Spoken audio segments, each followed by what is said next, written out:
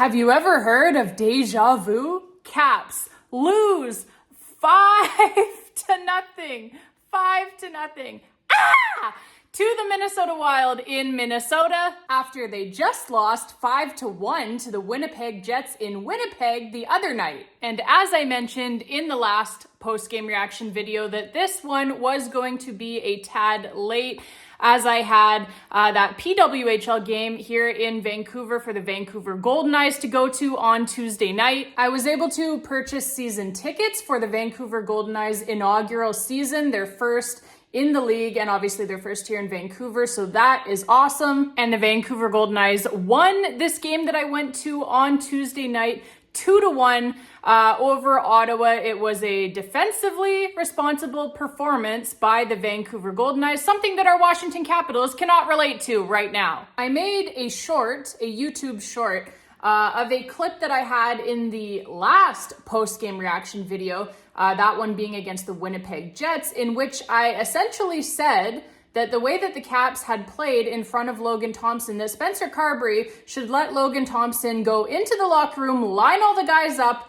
in a line, and let Logan Thompson bitch slap every single one of those guys in the face. And now, apparently, 48 hours later here roughly, I will have to say a similar thing about the Caps play in front of backup goaltender Charlie Lindgren. Although I didn't really love quite a few of the goals that Chucky gave up here tonight. I'm just off the top of my head here, like I thought the first one, maybe a little bit of a screen, but I thought that he definitely could have had that one. The power play goal, which was kind of a block or a rebound that dropped into the slot, and then Kaprizov, I believe it was able to beat him on the shot. I thought he could have definitely had a quicker reaction there. He was slow reacting to that one. One of the goals was just like a straight shot off the face-off, and it's not like it's Alex Ovechkin shooting at you, right? It was Vladimir Tarasenko, I believe.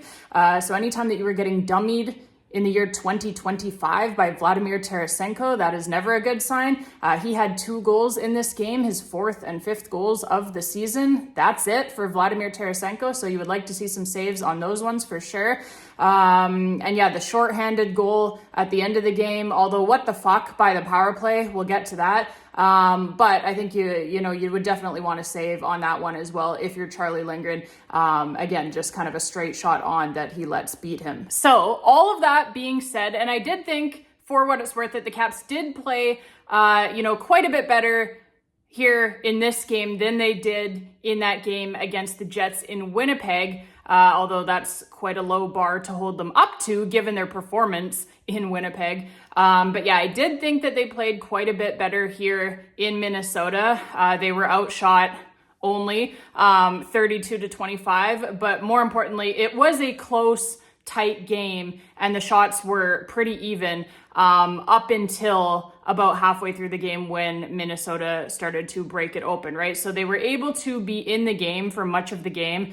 But ultimately, like at the end of the night, you give up 5 goals against, you don't score any. And like I said, although you would certainly want some of those saves from Chucky Lindgren, there was just too many defensive lapses here tonight for the Caps to be able to come out on top in this one. You can play great for much of the game. It is not going to matter, right? At the end of the day, if you are giving up the type of grade A chances that the Caps were giving up in this hockey game. And again, you don't score any goals, so you're not even giving yourselves a chance to win. We will talk about the power play because, again, that is a big area of concern for this Capitals team. But yeah, just all in all, 5-on-5 tonight, right? Not good enough. And yes, the power play. Let's get to it. Or should we expand this to be special teams as a whole? Because they were both atrocious, to be honest with you. Just as they have been for much of the season. Both bottom of the league, both the power play and the penalty kill. Tonight, 0 for 2, again, on the power play.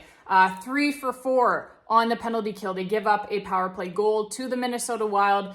So the penalty kill, again, being just 75% effective. That is not good enough. And yeah, 0 for 2 on the power play. Again, it's been this way all season. And the cherry on top here tonight was that they give up just salt in the wound at the end there, a short-handed goal the power play gives up to Matt Boldy and the Minnesota Wild to make it 5-0. So again, at that point of the game, it's kind of just salt in the wound. The Caps did not get their second power play of this hockey game until nearly the end of this game. But again, they just show a complete inability to get anything done on it. Like, it would be nice to at least break the shutout there on a late power play, right? But no.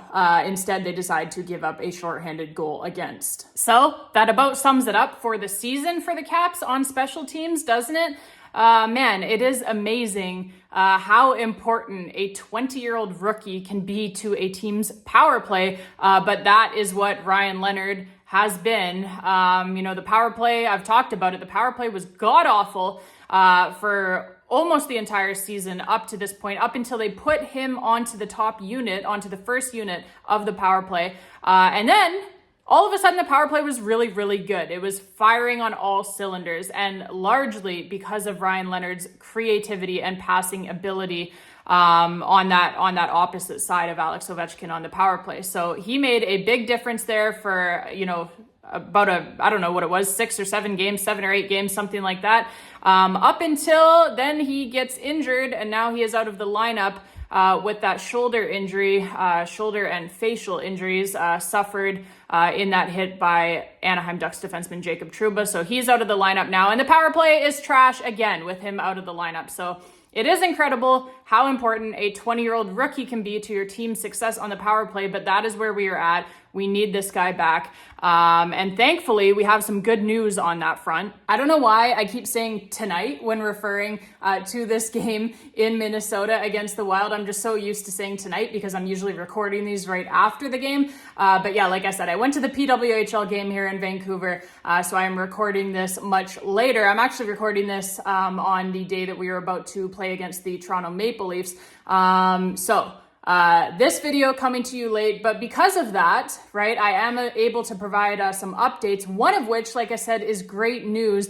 The fact that Ryan Leonard, literally less than one full week after the team announced that he would be out 3 to 4 weeks with a shoulder injury and facial injuries. We are less than 1 full week in to that timeline, and Ryan Leonard this morning is on the ice with his teammates. He was in a no contact jersey. Obviously, you would expect that with a shoulder injury. But he was on the ice like before the morning skate by himself, and then he stayed on with his teammates for the full morning skate, went through the full skate in that no contact jersey. So that is great news, phenomenal news if you are a Washington Capitals fan.